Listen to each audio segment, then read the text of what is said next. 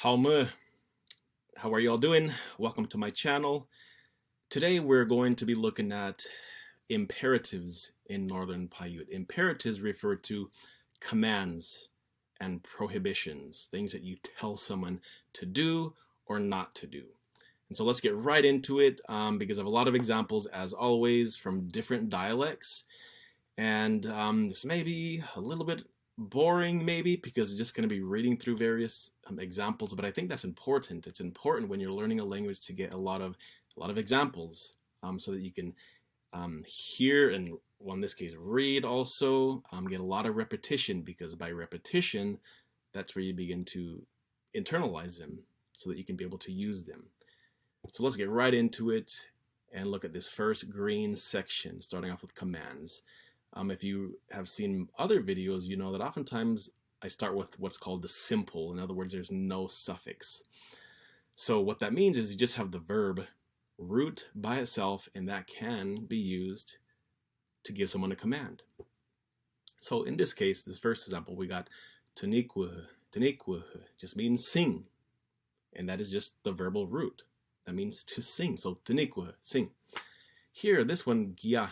Gya means give, but in certain contexts, it can mean a command. So masuigya, masuigya, give me that, give it to me. Another one here, pisha kuwaya tukana, chew your food well. So kuwaya means chew. Pisha kuwaya tukana, chew your food well. Another one here is katsira matsua, katsira matsua, wipe is the verb matsua, but in this context it kind of indicates drying. So if you're a parent or an uncle, an auntie, you want to tell your child, nephew, or niece to help you out doing the dishes, and you could tell them that katsira matsua, wipe the dishes or dry the dishes. Here's another one, watsumo tabi means throw the ball. And here's another one, kanobi pitagwa patsaga, mop the floor. So very, very simple, just the verbal root. However, you can also add different suffixes, oftentimes to indicate a command. Here you have these two suffixes, hu and u. Some of that just depends on dialect. You know, some maybe will use hu more, some will use u, or sometimes it's just you're speaking so fast, and so the hu just becomes ooh. And so as always, you just got to listen as much as you can to fluent speakers and learn from them, and just repeat what they say, you know, copy them. So here's some examples. Uwi huga, go to sleep. So actually on here, this ga suffix is what is like saying go. Uwi huga, go to sleep. So like if you look at this one below it, it just has uwiu, uwiu. Means sleep. Okay, just a straight command, sleep. This one here is danohomanihuki, means run to me, run to me. The one below it is kimao. Kimao means come, come, come. Speaking to one person, come. Right over here, this one is watsumo guhu.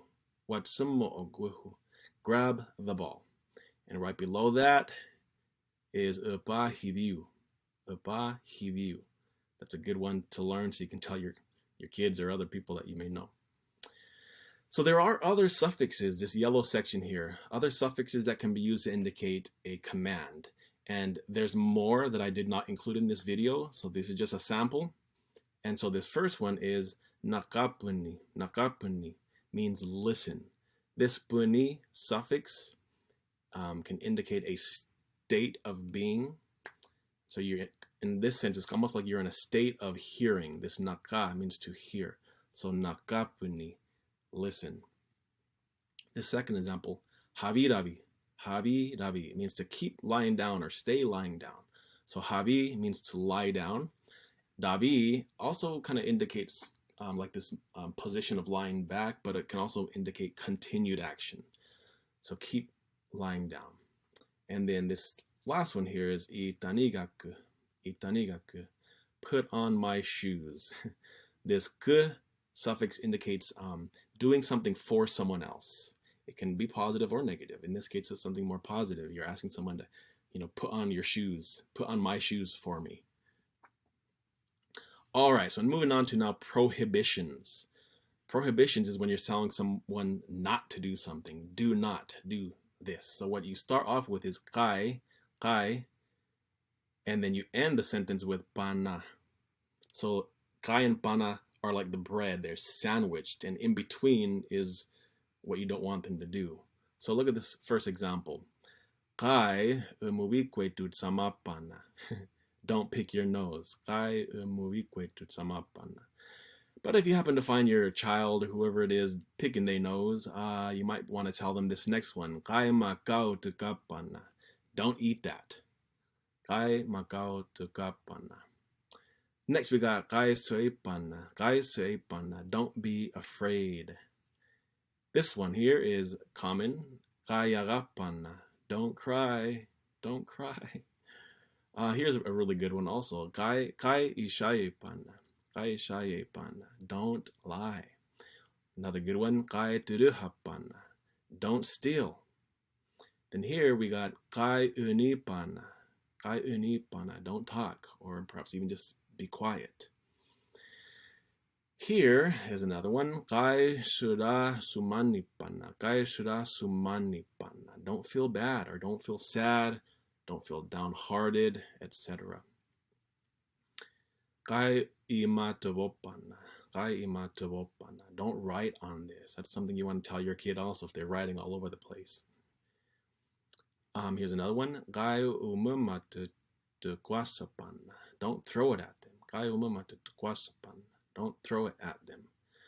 Or how about this one? If you want to have a secret with one of your cousins, you can say, Kai hagadukwipana. Kai hagadukwipana. Don't tell anyone. And also, Kai umanipana. Kai umanipana. Don't do that. And this last one, I kind of doubt any native would say this, since oftentimes we talk about Indian time. But this was a fun example that I found here. It's Kai te dami hoipana. Yavishu piru. Don't be late, arrive quickly. And you see this one kind of combines both the prohibition, this one Kai with pana, Kai te dami hoipana, with now a regular command. Yavishu piru. Arrive quickly. So don't be late, arrive quickly. This green section near here, I put softened requests kind of because it almost seems like in some examples it's like you don't want to give a direct command to somebody, maybe out of respect, and so it's kind of a little bit more softened, but there's still a sense of urgency behind it. For example, this one here. That means grandma or great-grandmother. You should make a trap for me. So this sakwa almost has this sense of should. In other contexts, it could mean other things like could. But it's like, you should make a trap for me here. It's telling your grandma. Another one is sakwa sungapangapuni. You should rest a little bit. This one, sakwa nenotauname. Come to town with me. Or you should come to town with me. It's like come to town with me. Next one. Manana sakwa mitamadzai. The men should help us. And then here we got sakwa maikui biraku. You should start that fire. Sakwa makui biraku. You should start a fire for me, rather. And then finally, this one kind of combines a little bit of this one and the previous prohibition. It's don't murder or don't kill a person.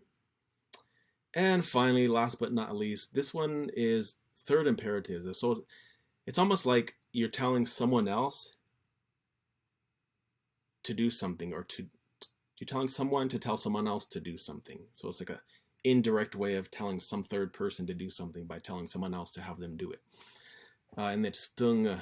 And by itself, that verb can mean ask. But in this kind of context, it's almost like telling someone to do something. So, maiku kanatsi upiratung. means tell that boy to start a fire. So you're telling someone, I want you to tell that boy to start a fire. Mai kukanadsi upiratunga.